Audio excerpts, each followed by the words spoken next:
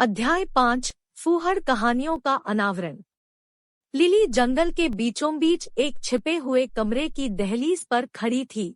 हवा प्रत्याशा के साथ भारी थी क्योंकि वह प्राचीन दरवाजों के पास पहुंची। जटिल नक्काशी से सजी जो जीवन के साथ नृत्य करती प्रतीत होती थी। जंगल की फुसफुसाहट और तेज हो गई, जैसे कि वे अपनी कहानियों को बताए जाने के लिए तरस रहे हों, उसे आगे बढ़ने का आग्रह कर रहे थे। एक गहरी सांस के साथ लिली ने दरवाजे खोल दिए, जिससे एक विशाल कक्ष प्रकट हुआ जो नरम अलौकिक प्रकाश में नहाया हुआ था। कमरा किताबों की अलमारियों से भरा हुआ था। उनके पृष्ठ उम्र के साथ पीले हो गए थे। यह ज्ञान का अभयारण्य था, जंगल की फुसफुसाई हुई कहानियों का भंडार था। जैसे ही उसने कक्ष में कदम रखा, लिली को भारी श्रद्धा का अनुभव हुआ। वह जानती थी कि इन खंडों के भीतर वे उत्तर हैं जो वह चाहती थी, वे सत्य जो जंगल की गूढ़ प्रकृति को उजागर करेंगे। ऐसा लगता था कि प्रत्येक पुस्तक में विस्मृत इतिहास का एक टुकड़ा है जिसकी खोज की जा रही है। लिली ने पहुंचकर निकटतम ताक से एक किताब चुनी। इसका आवरण प्रतीकों के साथ उभरा हुआ था जो एक अलौकिक चमक के साथ चमक रहा था। उसने इसे खोला और पृष्ठ उन शब्दों के साथ जीवंत हो गए जो चर्मपत्र के पार नृत्य करते दिख रहे थे।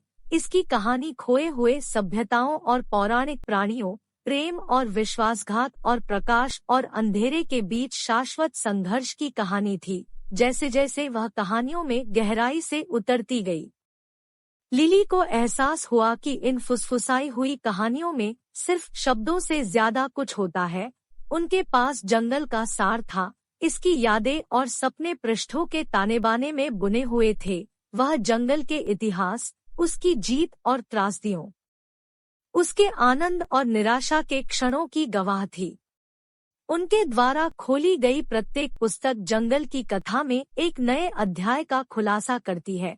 उन्होंने उन प्राचीन संरक्षकों के बारे में सीखा जिन्होंने इसके पवित्र स्थानों पर नजर रखी थी, इसके जादू की रक्षा के लिए लड़ी गई लड़ाइयों और इसके नाजुक संतुलन को बनाए रखने के लिए किए गए बलिदानों के बारे में सीखा। कहानियों में क्षेत्रों के बीच एक लौकिक नृत्य, सभी जीवित चीजों के परस्पर जुड़ाव और नाजुक सद्भाव की बात की गई थी जो लालच और अनियंत्रित महत्वाकांक्षा से बाधित हो सकता था।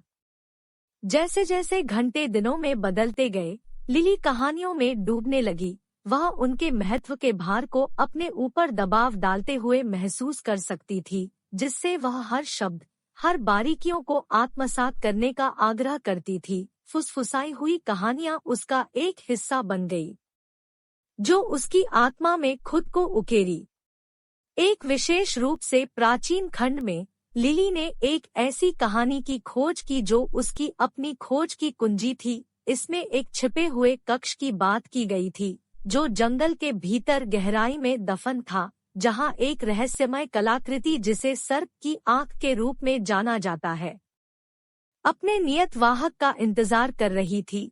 किंवदंती थी कि सर्प की आंख में क्षेत्रों को पाटने, दुनिया के बीच की सीमाओं को पार करने की शक्ति थी। नए उद्देश्य के साथ लिली ने किताब बंद कर दी और छिपे हुए कक्ष को खोजने के लिए निकल पड़ी। जंगल, जो अब उसकी उपस्थिति से मेल खाता था, उसे घुमावदार रास्तों और गुप्त सफाई के माध्यम से निर्देशित करता था। वह सर्प की आंख की स्पंदनशील ऊर्जा को महसूस कर सकती थी जो उसे बुला रही थी। उसकी शक्ति उसके साथ प्रतिध्वनित हो रही थी। अंत में वह एक प्राचीन पेड़ के खोखले के भीतर छिपे हुए काई से ढके दरवाजे के सामने खड़ी हो गई। कांपते हुए हाथ से उसने उसे खोल दिया, जिससे एक रहस्यमय चमक में नहाया हुआ एक कक्ष प्रकट हुआ। कमरे के केंद्र में जटिल रूप से नक्काशीदार पत्थर के एक आसन के ऊपर सर्प की आंख बैठी थी। एक चमकदार अलौकिक प्रकाश के साथ स्पंदित एक क्रिस्टल कक्षा। जैसे ही लिली कलाकृति के पास पहुंची, ऊर्जा की एक लहर ने उसे घेर लिया।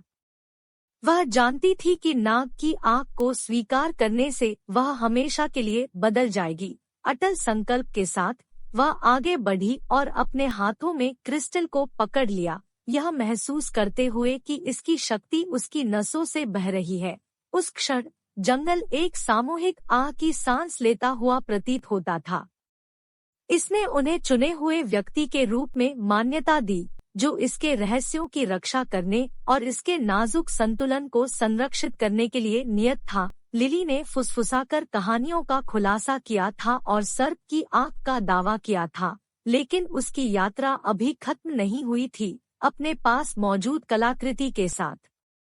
लिली समझ गई कि असली चुनौती उन विकल्पों में निहित है जो वह चुनेगी, जिन रास्तों से वह गुजरेगी और जिन बलिदानों को वह सहन करेगी। जंगल ने उसे एक कारण से चुना था और वह अपने अस्तित्व के हर तंतु के साथ उस विश्वास का सम्मान करेगी।